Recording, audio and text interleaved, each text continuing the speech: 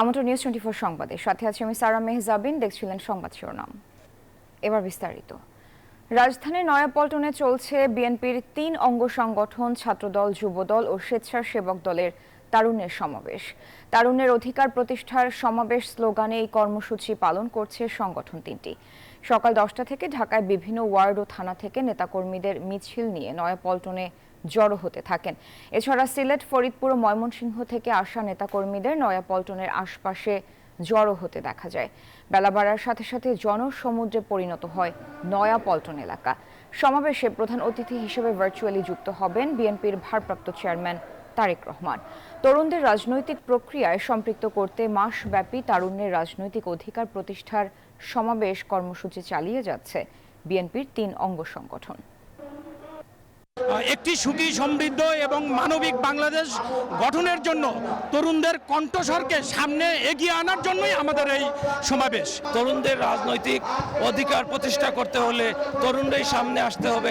নির্বাচনের মাধ্যমে সুন্দর একটি সুশৃঙ্খলভাবে একটা সুন্দর সরকার গঠিত হবে, যে সরকার জনগণের সরকার হবে। তারুণের সমাবেশের সবশেষ খবর জানাতে নয়াপল্টন থেকে যুক্ত হচ্ছেন সহকর্মী সাইফুল ইসলাম ও ফজলে রাব্বি সৌরভ।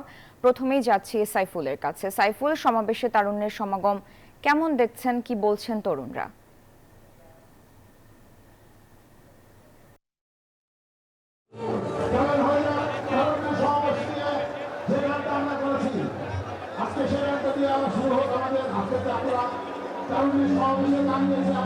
নয়াপল্টনে বিএনপির কেন্দ্রীয় কার্যালয়ের সামনে জাতীয়তাবাদী ছাত্রদল, যুবদল ও স্বেচ্ছাসেবক দলের আয়োজনে যে তারুণ্যের সমাবেশ, সেটি ইতিমধ্যেই কিন্তু আনুষ্ঠানিকভাবে শুরু হয়েছে এবং জাতীয় সঙ্গীতের মাধ্যমে এবং দলীয় সঙ্গীতের মাধ্যমে আজকের সমাবেশটি শুরু করা হয়েছে। এবং ইতিমধ্যেই এই সমাবেশ মঞ্চে এসে উপস্থিত হয়েছেন জাতীয়তাবাদী যুবদল, ছাত্রদল এবং স্বেচ্ছাসেবক দলের কেন্দ্রীয় নেতারা।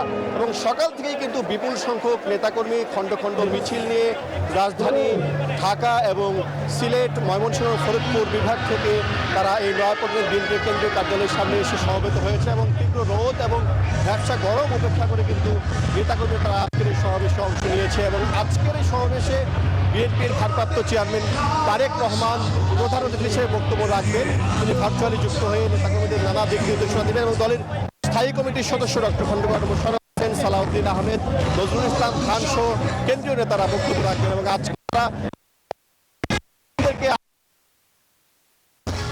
কথা বলবেন, পাশাপাশি তরুণদের মৌলিক যে অধিকার, সেই অধিকার নিশ্চিতের বিষয়ে কথা বলবেন। পাশাপাশি বর্তমানে যে বেকারত্ব সমস্যা এবং তরুণদের যে সমস্যাগুলো রয়েছে, সেই সমস্যাগুলো চিহ্নিত করে আগামী দিনে তারা এটি কর্মপন্থা নির্ধারণ করতে চান।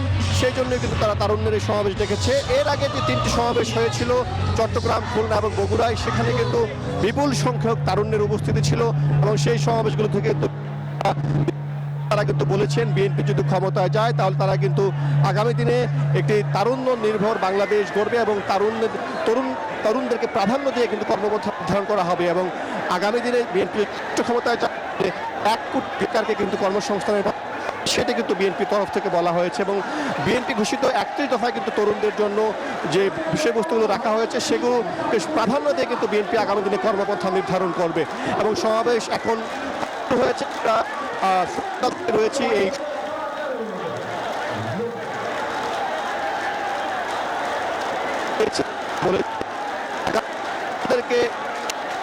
যে কোনো সংকট, যে কোনো সমস্যা তারা মোকাবেলা করতে চান। পাশাপাশি বাংলাদেশে একটি গণতান্ত্রিক সরকার, নির্বাচিত সরকার তারা প্রতিষ্ঠা করতে চান। 3টি নির্বাচন হয়েছে, সেই 3টি নির্বাচনে তরুণরা তাদের ভোটাধিকার প্রয়োগ করতে পারেনি। সেই বিষয়টি সাইফুল, আপনাকে ধন্যবাদ। আপনি যেমনটি জানাচ্ছিলেন আসলে আজকে তারুণ্যের সমাবেশের কথা, সেই তারুণ্যের সমাবেশে কিন্তু আসলে যোগ দিতে এই মুহূর্তে কিন্তু নয়াপল্টনের পুরো এলাকা কিন্তু আসলে লোকারণ্য হয়ে উঠেছে। আপনি জানান তরুণদের রাজনৈতিক অধিকার প্রতিষ্ঠার লক্ষ্যে কিন্তু আজ ঢাকায় কিন্তু হচ্ছে তারুণ্যের সমাবেশ করছে বিএনপি। সেই তারুণ্যের সমাবেশে ছাত্রদল, যুবদল এবং স্বেচ্ছাসেবক দলের আয়োজনে যে তারুণ্যের সমাবেশ, সেই তারুণ্যের সমাবেশে যোগ দিতে ইতিমধ্যেই কিন্তু নয়াপল্টন এবং এই পুরো এলাকা আশপাশের অর্থাৎ কাকরাইল মোড় থেকে শুরু করে ফকিরাপুল মোড় পুরো এলাকায় কিন্তু জনসমুদ্রে একটি ঢল নেমেছে। আপনি যেমনটি জানেন আসলে যে বিগত 16-17 বছর যাবৎ বাংলাদেশের তরুণরা, সেই সাথে বাংলাদেশের জনগণ, তারা অনেকেই ভোট দিতে পারেনি। কাঙ্ক্ষিত যে রাজনৈতিক অধিকার, সেই রাজনৈতিক অধিকার প্রদানের মাধ্যমে ভোট দিয়ে তারা তাদের প্রতিনিধি নির্বাচন করতে পারেনি, যে কারণে সেই তরুণদেরকে রাজনীতির মাঠে সক্রিয় করতে, তাদেরকে রাজনৈতিক অধিকার ফিরিয়ে দেওয়ার লক্ষ্যে বিএনপির 3 যে সংগঠন, স্বেচ্ছাসেবক দল, ছাত্রদল এবং যুবদল, সেই 3 সংগঠনের পক্ষ থেকে কিন্তু এই তারুণ্যের সমাবেশের আয়োজন করা হয়েছে। যে তারুণ্যের সমাবেশ থেকে আগামী দিনে তরুণদের রাজনৈতিক অধিকার প্রতিষ্ঠার যে বার্তা, সেই বার্তা দেবেন বিএনপির ভারপ্রাপ্ত চেয়ারম্যান তারেক রহমান। সেটি প্রত্যাশা করছেন আজকে এই তারুণ্যের সমাবেশে যোগ দেওয়া তরুণরা। একই সাথে কিন্তু দলীয় নেতাকর্মী তারা যেটি জানাচ্ছেন আসলে যে এখন পর্যন্ত নির্বাচনের সুস্পষ্ট রূপরেখা না পাওয়ায় কিন্তু তারা ক্ষোভ এবং হতাশার কথা জানিয়েছেন। তারা যেটি বলছেন যে আগামী দিনে ডিসেম্বরের মধ্যে যে নির্বাচনের দাবি বিএনপি জানিয়ে আসছে, সেই ডিসেম্বরের মধ্যে নির্বাচন দিতে সরকারের পক্ষ থেকে একটি সুস্পষ্ট রূপরেখা দেওয়া হবে, যার মধ্য দিয়ে কিন্তু তারা আগামী দিনের যে বাংলাদেশ, সেই সুন্দর বাংলাদেশ, যে আগামীর যে সুন্দর বাংলাদেশ, সেই সুন্দর বাংলাদেশ গড়ার লক্ষ্যে তারা তাদের কাঙ্ক্ষিত জনপ্রতিনিধি নির্বাচন করবেন। এবং তরুণরা তো বটে, সেই একটি বৃহৎ জনগোষ্ঠীর একটি তারা প্রতিনিধিত্ব করছেন এই তরুণরা। যে তরুণরা গত 5 আগস্টে তারা তাদের যে আজকের যে এই স্বৈরাচারের যে আধিপত্য ছিল, সেই স্বৈরাচারের বিরুদ্ধে লড়াই করে কিন্তু তারা স্বৈরাচার হটিয়েছে। সেই তরুণরা আগামীর বাংলাদেশ কেমন হবে সেটি নির্ধারণ করবে। যে কারণে বিএনপির ভারপ্রাপ্ত চেয়ারম্যান তারেক রহমান উনি তরুণদের রাজনৈতিক অধিকার প্রতিষ্ঠার লক্ষ্যে কিন্তু সুস্পষ্ট একটি বার্তা দিচ্ছেন। এর আগে কিন্তু আমরা দেখেছি যে চট্টগ্রাম, খুলনা এবং কিছুদিন আগেই যে বগুড়ায় যে তারুণ্যের সমাবেশ এবং সেমিনার অনুষ্ঠিত হয়েছে, তারই ধারাবাহিকতায় এবার ঢাকার বুকে কিন্তু সেই তারুণ্যের সমাবেশ ফিরে এসেছে। সে তারুণ্যের সমাবেশ ঘিরে কিন্তু ইতিমধ্যে কিন্তু আমরা দেখেছি পুরো নয়াপল্টন এলাকা জুড়ে কিন্তু বিশাল জনসমাগম আমরা দেখেছি। সেই সাথে তারা কিন্তু বলছেন যে আজকের এই জনসভা থেকে কিন্তু যে তরুণদের রাজনৈতিক অধিকার প্রতিষ্ঠার যে বার্তা, সে একটি সুস্পষ্ট বার্তা তারা পাবেন। এবং আগামী ডিসেম্বরের মধ্যে যে নির্বাচন, সেই ডিসেম্বর নির্বাচনের ব্যাপারেও কিন্তু ভারপ্রাপ্ত চেয়ারম্যান তারেক রহমান তাদেরকে নির্দেশনা দিবেন বলে তারা জানাচ্ছেন। তো এই ছিল আমার কাছে এখানকার সবশেষ তথ্য। আমরা যাব আমাদের সহকর্মী, আরেক সহকর্মী রয়েছেন হাসান, তিনি রয়েছেন নয়াপল্টনে, তার কাছ থেকে আমরা জেনে নেব সেখানকার সবশেষ তথ্য। হাসান।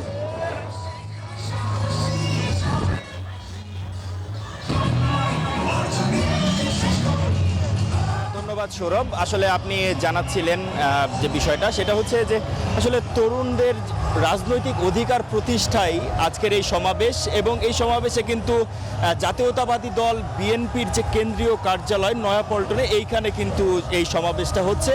এবং যেটা আমরা দুপুর 2টা থেকে আসলে এই সমাবেশটা শুরু হওয়ার কথা থাকলেও সকাল থেকে আসলে থানা সহ বিভিন্ন ওয়ার্ড পর্যায়ের, বিশ্ববিদ্যালয় কলেজ পর্যায়ের ছাত্রদল, স্বেচ্ছাসেবক দল এবং যুব দলের নেতাকর্মীরা কিন্তু এসেছেন। এবং শুধু ঢাকা না, ঢাকা, সিলেট, ময়মনসিংহ থেকেও কিন্তু নেতাকর্মীরা এই সমাবেশ স্থলে সফল করতে আসলে এসেছেন। এবং এই সমাবেশের আসলে মূল উদ্দেশ্য হচ্ছে এই যে তরুণদের রাজনৈতিক অধিকার প্রতিষ্ঠা সহ তাদের যে আসলে বেকারত্বের সমস্যা সহ তাদের যে আসলে আগামী দিনগুলোতে নেতৃত্বে আসতে যেসব প্রতিবন্ধকতা আসতে পারে, সেই বিষয়গুলো নিয়ে কিন্তু আজকে এই সমাবেশে প্রধান অতিথি হিসেবে বক্তব্য রাখবেন বিএনপির ভারপ্রাপ্ত চেয়ারম্যান তারেক রহমান। তিনি কিন্তু আসলে দিক নির্দেশনামূলক বক্তব্য দেবেন। আসলে গত মাস ধরেই, এই পুরো মাস ধরে কিন্তু এই তরুণদের আসলে রাজনৈতিক অধিকার প্রতিষ্ঠায় সমাবেশ হচ্ছে সারা দেশে বিভিন্ন জায়গায়। এর আগে চট্টগ্রাম, পরে বগুড়া। তো সব কিছু মিলিয়ে এখান থেকে কিন্তু এই যে বিষয়টা, সমাবেশের যে বিষয়টা, সেটা কিন্তু আসলে তরুণদের অধিকার প্রতিষ্ঠা, এক কথায় রাজনৈতিক অধিকার প্রতিষ্ঠা। আসলে বেকারত্ব সমস্যা দূর করা থেকে শুরু করে আগামীতে তরুণরা রাজনীতিতে আসলে যে ধরনের প্রতিবন্ধকতার সম্মুখীন হতে পারে, সেই প্রতিবন্ধকতা কাটিয়ে উঠতে যে প্রস্তুতির প্রয়োজন, সেই প্রস্তুতির বিষয়ে কিন্তু নির্দেশনামূলক বক্তব্য শুরু থেকেই আসলে বিএনপির ভারপ্রাপ্ত চেয়ারম্যান তারেক রহমান দিয়ে আসছেন। এবং সেই হিসাবে আজকেও কিন্তু তারেক রহমান কিন্তু এই তরুণের রাজনৈতিক অধিকার প্রতিষ্ঠার যে সমাবেশ, সেখানে কিন্তু প্রধান অতিথি হিসেবে দিক নির্দেশনামূলক বক্তব্য দেবেন এবং বিভিন্ন রকম দিক নির্দেশনা দিবেন। আর এখান থেকে যেটা বলা হয়েছে বারবারই, নেতাকর্মীরা যেটা জানিয়েছেন যে একদম সুষ্ঠু নির্বাচনের মাধ্যমে নির্বাচিত সরকার দেশে প্রতিষ্ঠিত হলেই এই তরুণদের রাজনৈতিক অধিকার প্রতিষ্ঠিত হবে এবং তারা সমাজে মাথা উঁচু করে চলতে পারবে এবং রাজনীতিতে তারা নেতৃত্ব দিতে পারবে। আর রাজনীতিতে তারা নেতৃত্ব দেওয়া এবং মাঠ পর্যায়ে এসব নেতাকর্মীদের আসলে নেতৃত্ব প্রতিষ্ঠার জন্যই কিন্তু এই তরুণদের রাজনৈতিক অধিকার প্রতিষ্ঠার সমাবেশ। এখানে বিভিন্ন জেলা থেকে এক কথায় ময়মনসিংহ, সিলেট, ফরিদপুর থেকে কিন্তু রাজধানী ঢাকা সহ এই সব জেলা থেকে কিন্তু নেতাকর্মীরা এখানে এসেছেন এবং তারা কিন্তু স্লোগান দিয়ে আসলে এখন বর্তমানে যে বিষয়টা আমরা দেখছি এখানে কিন্তু সাংস্কৃতিক অনুষ্ঠান হচ্ছেন। আসলে নেতাকর্মীদের আসলে যে কম যোগানোর জন্য এখানে কিন্তু সাংস্কৃতিক অনুষ্ঠান হচ্ছে। তো এখন পর্যন্ত বিএনপির কেন্দ্রীয় কার্যালয়ের সামনে থেকে তরুণের রাজনৈতিক অধিকার প্রতিষ্ঠার সমাবেশ থেকে এই ছিল আমার কাছে সর্বশেষ। সারা, হাসান, রাব্বি ও সাইফুল তিনজনকে ধন্যবাদ। এক যুগের বেশি সময় কারাভোগের পর মুক্ত পরিবেশে ফিরলেন জামায়াতের সাবেক ভারপ্রাপ্ত secretary general ATM Azharul Islam. PG হাসপাতালের প্রিজন সেল থেকে মুক্ত হয়ে শাহবাগে নেতাকর্মীদের ভালোবাসায় সিক্ত হন তিনি। তাকে ফুল দিয়ে বরণ করে নেন দলের আমির ডাক্তার শফিকুর রহমান। এ সময় এটিএম আজহার বলেন, শেষ পর্যন্ত সত্যের বিজয় হয়েছে। মানবতা বিরোধী অপরাধের মামলায় আপিল বিভাগ থেকে খালাস পাওয়ার একদিন পর পিজি হাসপাতালের প্রিজন সেল থেকে মুক্তি পেলেন জামায়াত ইসলামের নেতা এটিএম আজহারুল ইসলাম। বুধবার সকাল 9:30টায় পিজি হাসপাতাল থেকে বেরিয়ে শাহবাগে গণসংবর্ধনায় অংশ নেন তিনি। উপস্থিত ছিলেন দলের আমির সহ শীর্ষ নেতারা।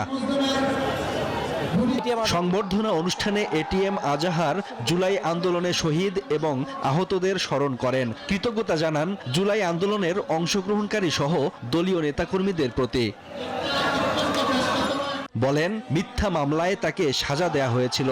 বিচারিক হত্যাকাণ্ডের শিকার হয়েছেন জামায়াতের শীর্ষ নেতারা। এসব হত্যাকাণ্ডের বিচার দাবি করেন তিনি। আল্লাহর প্রতি বিশ্বাস এটাই তো আমার অপরাধ ছিল, আতঙ্কবাদ নাই। আমি তো আপনাদের কাছে দোয়া চাই যে অপরাধের কারণে ফাঁসির কাষ্ট থেকে আসে, আমি এর কাছে ফুলের মালা পাচ্ছি, রশি গলার ফেলে গিয়ে ফুলের মালা পাচ্ছি। আমি যেন আজীবন সেই ইসলামী আন্দোলনে আমার জীবন থাকতে, রক্তবিন্দু এক ফোঁটা থাকতে এই আন্দোলনে শহীদ হিসেবে মৃত্যুবরণ করতে পারি, সে তৌফিক আমাদের কাছে কামনা করতে চাই। জামায়াত আমির বলেন, 18 কোটি মানুষের আন্দোলনের মাধ্যমে ফ্যাসিবাদের পতন ঘটেছে। ফ্যাসিবাদ বিরোধী আন্দোলনে এখানে বলা হয়েছে আমার নেতৃত্বে পতন হয়েছে, মোটেই না। এদেশের 18 কোটি মুসলিম মানুষের সম্মিলিত চেষ্টায় সরকারের পতন হয়েছে। উচ্ছ্বসিত দলীয় নেতাকর্মীদের প্রত্যাশা আবারও রাজনীতিতে ফিরবেন এটিএম আজহার। আমরা সবচেয়ে বেশি খুশি যে ন্যায় বিচার। 5ই আগস্টের ছাত্র জনতার বিপ্লবের মাধ্যমে তাদের একটা কথা ছিল, উই ওয়ান্ট জাস্টিস। সেই জাস্টিস আমরা পেয়েছি। সরকার আসলে সুবিচার করতে চায়নি, তারা একটি ক্যাঙ্গারু কোর্টের মাধ্যমে ইসলামী নেতৃবৃন্দকে হত্যা করতে চেয়েছে। আমরা আশা করছি তিনি রাজনীতিতে আবার ফিরে আসবেন এবং দেশ এবং জাতির সেবা করবেন। 2014 সালে মানবতা বিরোধী অপরাধের অভিযোগে মৃত্যুদণ্ড দেয়া হয় এটিএম আজহারুল ইসলামকে। মঙ্গলবার রিভিউ আবেদনের রায়ে তাকে বেকসুর খালাস দেন হাইকোর্টের আপিল বিভাগ। Desk report, news 24। 4 দিনের রাষ্ট্রীয় সফরে জাপান পৌঁছেছেন প্রধান উপদেষ্টা ডক্টর মোহাম্মদ ইউনূস। বাংলাদেশ সময় সকাল 11:15টায় এবং জাপান সময় দুপুর 2:15টায় তিনি পৌঁছান। গত রাত 2:15টার কিছু আগে শাহজালাল আন্তর্জাতিক বিমানবন্দর থেকে ক্যাথে প্যাসিফিক এয়ারলাইন্সের একটি ফ্লাইটে ঢাকা ছাড়েন তিনি। সফরে তিনি 30তম নিকে ফোরামে যোগ দেবেন, বৈঠক করবেন জাপানের প্রধানমন্ত্রী শিগেরু ইশিবার সঙ্গে। পররাষ্ট্র মন্ত্রণালয় বলছে, সফরে বিনিয়োগ, জ্বালানি ও প্রযুক্তি খাতে সহযোগিতার 7টি সমঝোতার স্মারক সই হওয়ার কথা রয়েছে। ঢাকা টোকিও সম্পর্কের অমীমাংসিত সব ইস্যুতেও আলোচনা হবে।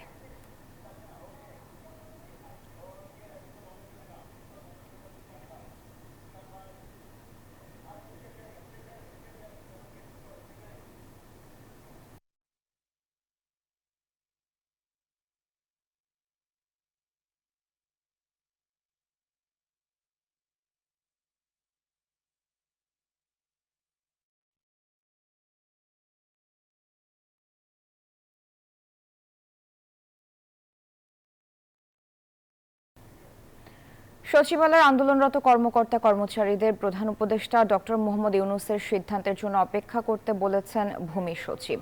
বুধবার সকালে মন্ত্রিপরিষদ সচিবের কাছে আন্দোলনকারীদের দাবি দাওয়া তুলে ধরেন তিনি। আলোচনার পর সাংবাদিকদের সামনে কথা বলেন ভূমি সচিব। আন্দোলনরতদের ধৈর্য ধরার আহ্বান জানিয়েছেন তিনি। সরকারি চাকরি সংশোধন অধ্যাদেশ 2025 বাতিলের দাবিতে বেশ কিছুদিন ধরে আন্দোলন করছে বাংলাদেশ সচিবালয় কর্মকর্তা কর্মচারী সংযুক্ত পরিষদ। এখনো ভাবি না, দেখে ওরা যদি আসে কথা বলবো, জানাবো বিষয়টা। আর আমাদের কর্মচারীরা অবাধ্য না, ওরা শুনবে আমার বিশ্বাস। ওরা বুঝে তো, ওরা তো জানে ওদের হাত দিয়ে তো হয় সবকিছু। ওরা একটু বুঝবে, আমি বিশ্বাস করি যে ওরা স্থগিত করবে। সংবাদের সময় হলো একটি বিরতি, ফিরছি আরো খবর নিয়ে, সাথে থাকুন। আমন্ত্রণ আরেকবার নিউজ 24 সংবাদে। তারেক রহমানের স্ত্রী ও চিকিৎসক ডাক্তার জুবাইদা রহমানের বিরুদ্ধে জ্ঞাত আয় বহির্ভূত সম্পদ অর্জনের মামলায় দেয়া 3 বছরের কারাদণ্ডের রায়ের বিরুদ্ধে হাইকোর্টে করা আপিলের রায় ঘোষণা আজ। বিচারপতি মোহাম্মদ খসরুজ্জামানের একক হাইকোর্ট বেঞ্চ আজ এই রায় ঘোষণা করবেন। এর আগে গত সোমবার শুনানি শেষে আদালত 28 মে রায় ঘোষণার দিন ধার্য করেন। আপিলকারীর আইনজীবী এস এম শাহজাহান দাবি করেন, মামলায় যে সম্পত্তিগুলো তারেক রহমানের নামে উল্লেখ করা হয়েছে তার কোনোটি অবৈধ বা জ্ঞাত আয়ের বাইরে নয়। এমনকি এসব সম্পদের একটি টাকাও দেশের বাইরে নয়, বরং সবই বাংলাদেশের অভ্যন্তরে। তার ভাষায়, বাংলাদেশের বাইরে এই পরিবারের কোনো ঠিকানা নেই।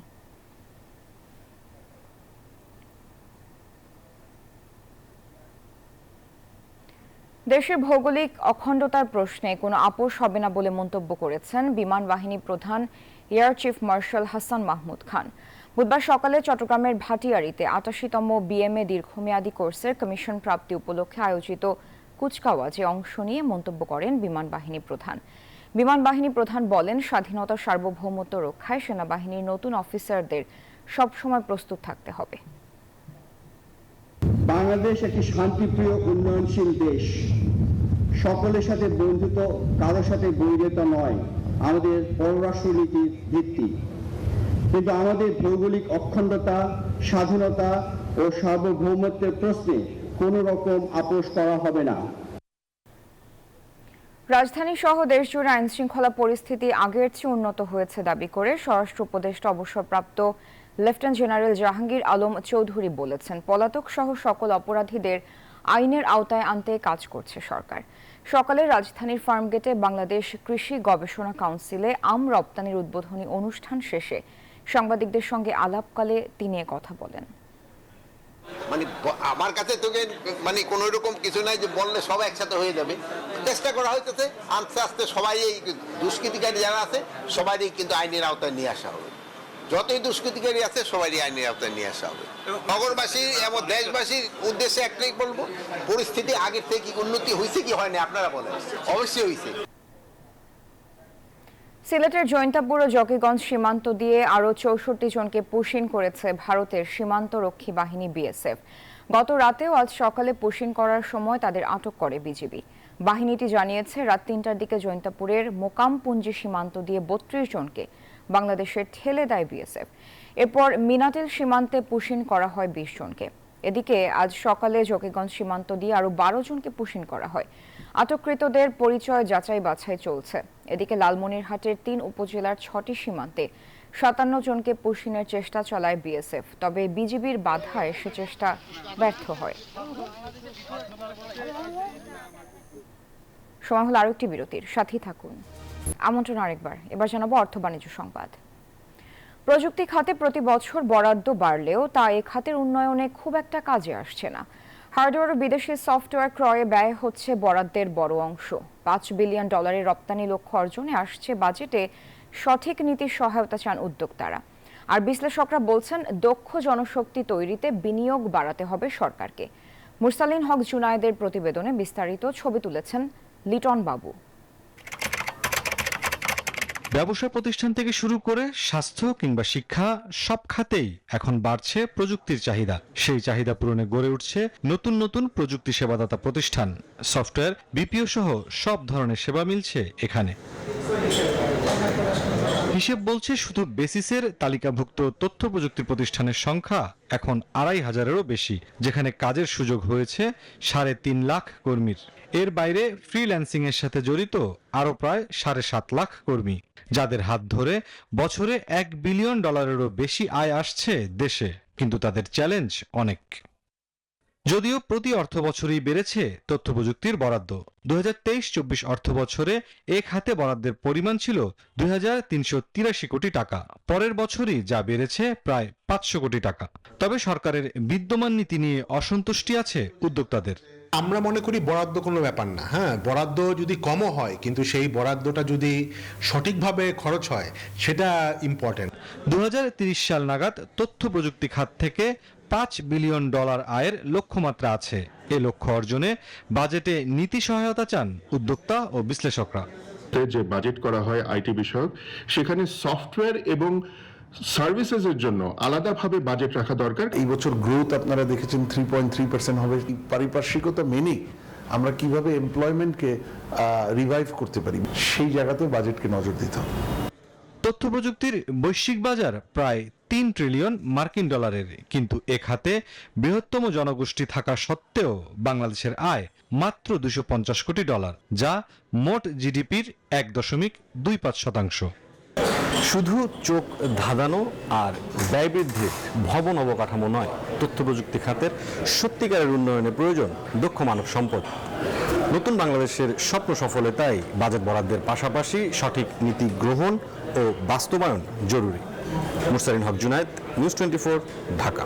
আরেকটা বিরতি নিয়ে ফিরছি, সাথী থাকুন। আমন্ত্রণ আরেকবার। এবার জানাবো খেলার সংবাদ।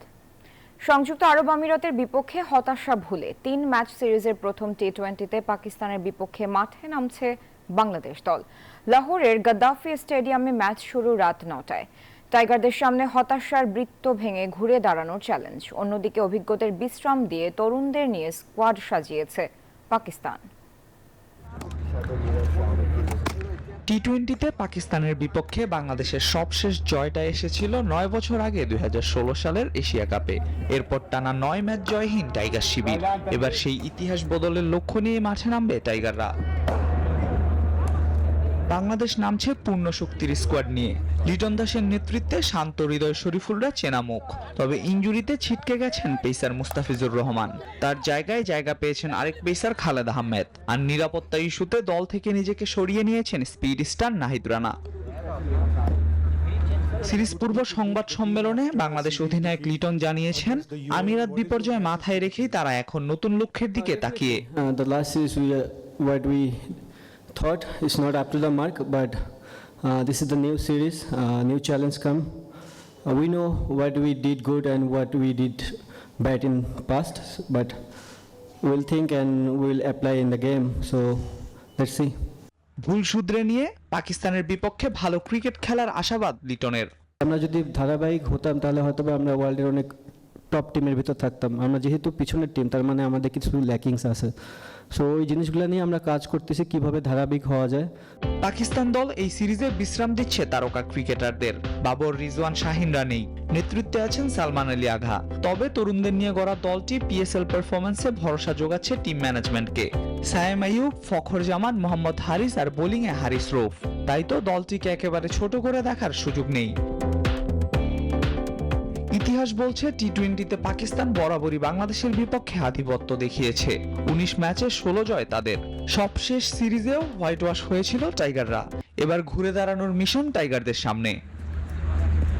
আল মাহমুদ ফাহিম, নিউজ 24। এই ছিল সংবাদে। এতক্ষণ সাথে থাকার জন্য ধন্যবাদ সবাইকে।